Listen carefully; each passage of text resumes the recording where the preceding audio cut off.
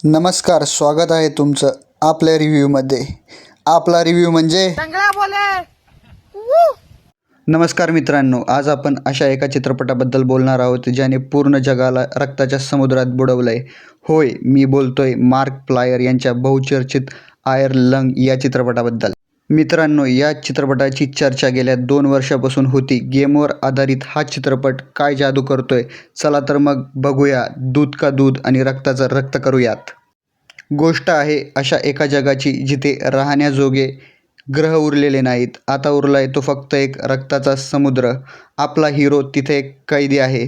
त्याला एका जुन्या गंजलेल्या पाणबुडीमध्ये डांबून ठेवलं आहे. त्याला एका अज्ञात वस्तूचा शोध घ्यायचा आहे.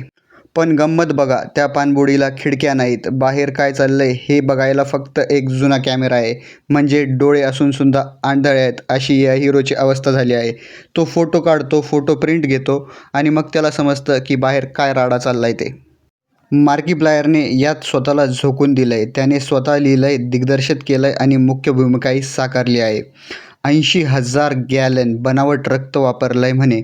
एवढं रक्त तर आपल्या मराठी मालिकांमध्ये सासूसुनाच्या वादात पण सांडलं नसेल.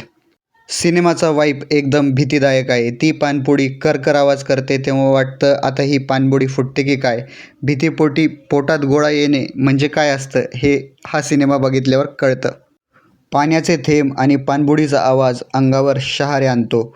मार्की प्लायर याने एकट्याने पूर्ण सिनेमा पेलला आहे. एकटा जीव सदाशिव असंही आपण म्हणू शकतो. सिनेमा थोडा संत वाटू शकतो. ज्यांना फक्त ॲक्शन हवी आहे त्यांना अति तिथे माती वाटू शकते. शेवट इतका अचानक होतो की अरे बस एवढंच. तर मंडळी, आयर्न लंग हा चित्रपट सर्वांसाठी नाही. ज्यांना सायको, हॉरर आणि सस्पेन्स आवडतो त्यांच्यासाठी ही एक मेजवानी आहे.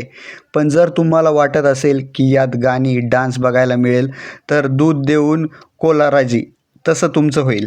माझ्या मते एक धाडसी प्रयत्न आहे. मार्की प्लायरने सिद्ध केलंय, इच्छा तिथे मार्ग असतो. मी या चित्रपटाला देईन 3.5 स्टार. जर तुम्हाला काटा किर्र अनुभव हवा असेल तर हा चित्रपट नक्की बघा. धन्यवाद. भेटूया पुढच्या व्हिडिओत.